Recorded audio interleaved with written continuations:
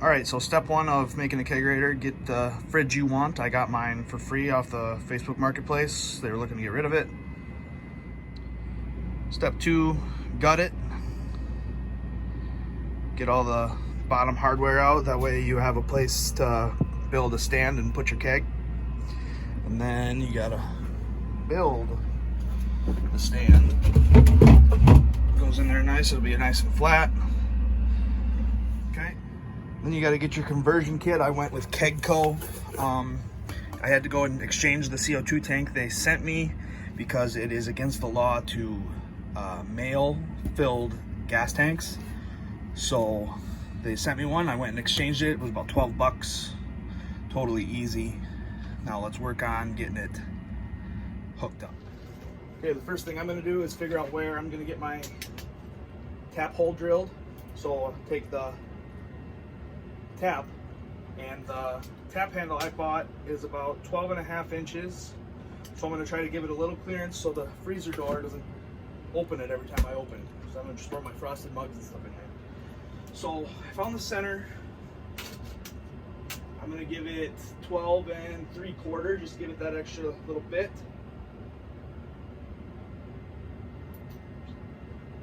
So from where that sits, right there, okay? And that's in the middle, right there. Make a mark. Get my hole saw. Actually, I need to make a pilot hole first.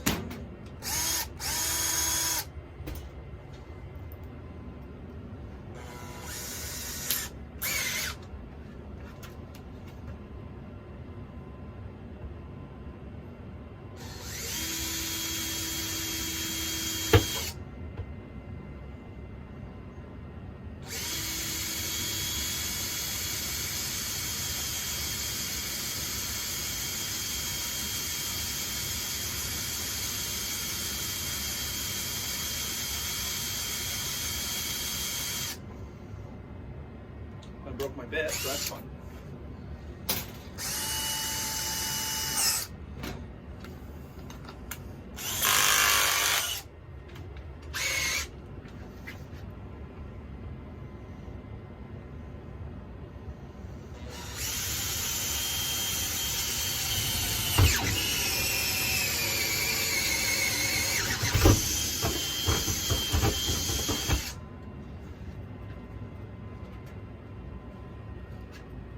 Okay, once I get that drilled, then I need to break it through there.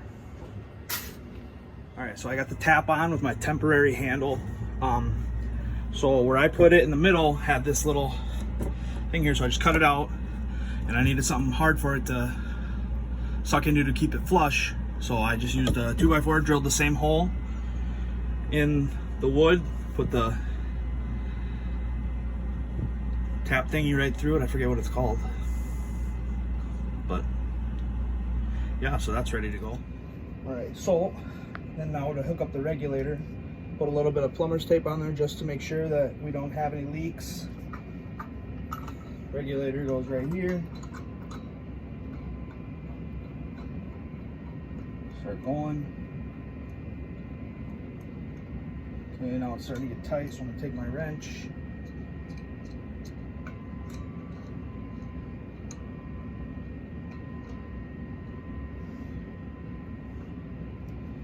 Hold this, because if I let go of it and start spinning it, it'll just turn by itself. So I'm gonna hold it. Also, I should note I turn the open line off, so that way I'm not losing any CO2, just in case it's not fully sealed, which I checked it a few times it is, but just to make sure.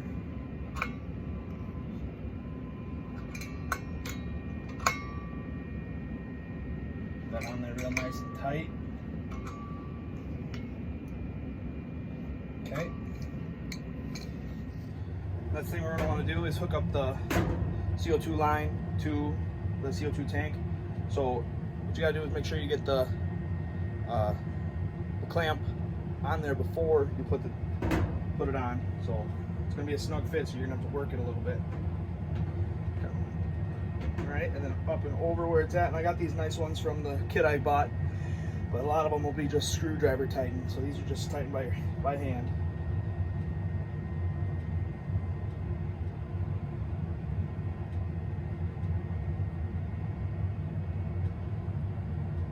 I'm gonna get a pliers, really get it tight on there because I don't want any leaks.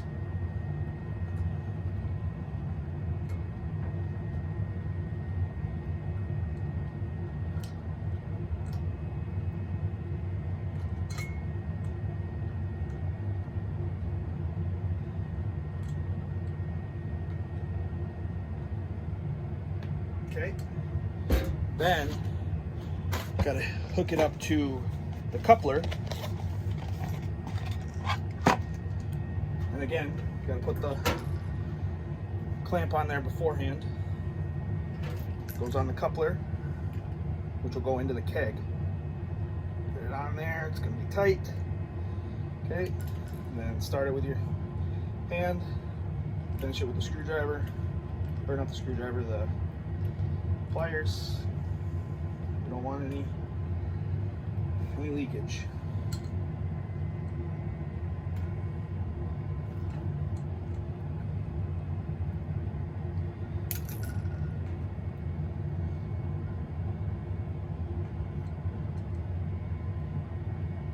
Real tight there. Okay, so that's good to go. Now let's hook up the beer line to the coupler.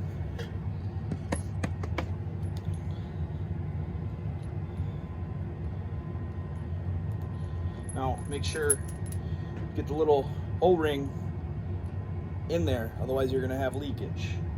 And again, you don't want that. So I'll get it started with the hand, and then I'll finish it with the wrench.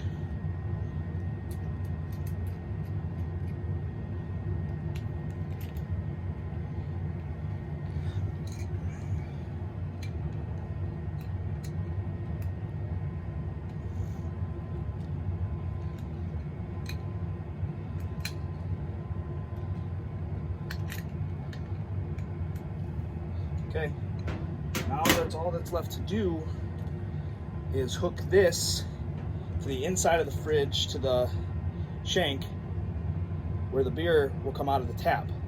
So then it came with this makeshift little one. So let's move to the fridge.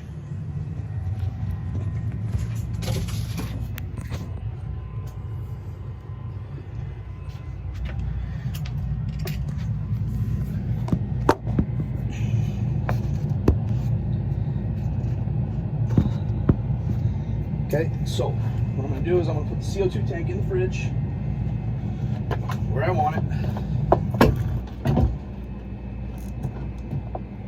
Okay, that's sitting back there real nice. Coupler's just going to sit in there until I get my keg. Got to pick up my keg when it comes in from the distributor today. Okay, now take this, and like I said, you got to have this clamp on there.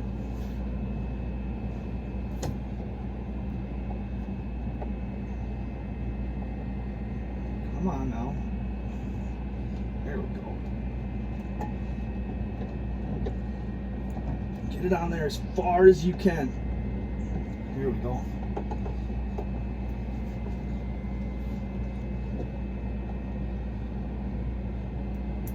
And then I'll get my pliers and squeeze that on there as tight as it goes, because it locks in each little click.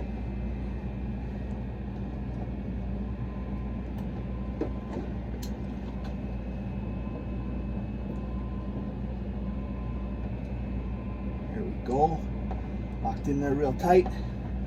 Now I just got to get the beer. It should be done. All right, now like I said, I closed this because I don't want to lose any pressure just in case.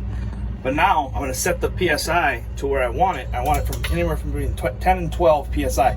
See, right now it's at over 20. So I want to turn that down.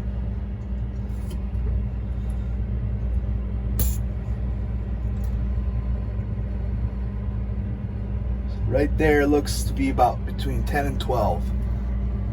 Looks maybe 13 actually. Let's turn it down a little bit.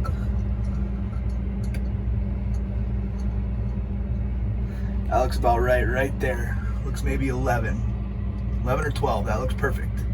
Okay, and then once I hook my keg up, I would open the valve, let the CO2 run in, and then run a test beer. All right, so while I wait for the beer to be ready, I'm gonna set up my drip tray, because nobody's perfect and can pour a perfect beer every time without dripping. So I'm gonna get one of my frosted mugs that I got. I want to be able to get it under there pretty comfortably.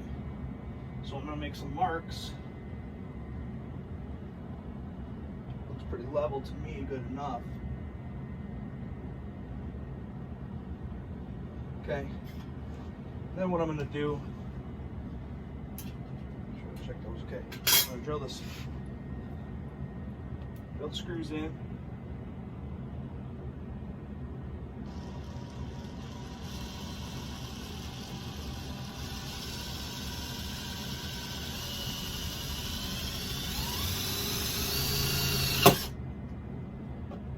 Okay, one down.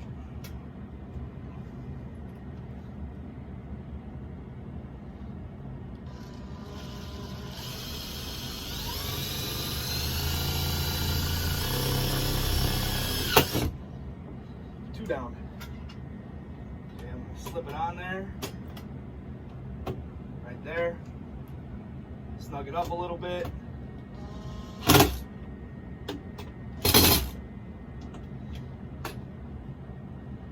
There we go. Nice little drip tray. Catch the beer when I spill it.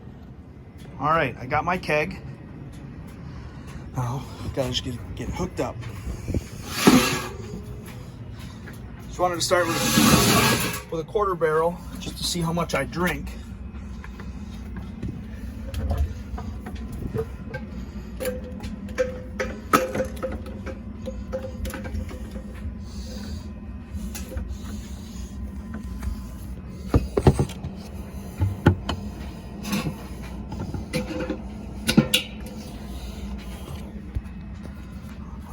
So I got it hooked up. Okay, got it hooked up, put in.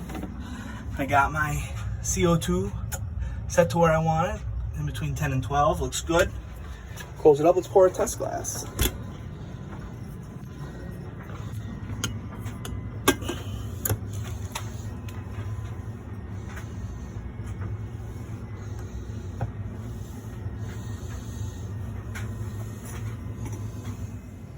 And with that, my kegerator's done. Let's enjoy some beer. Thanks for coming along for the ride.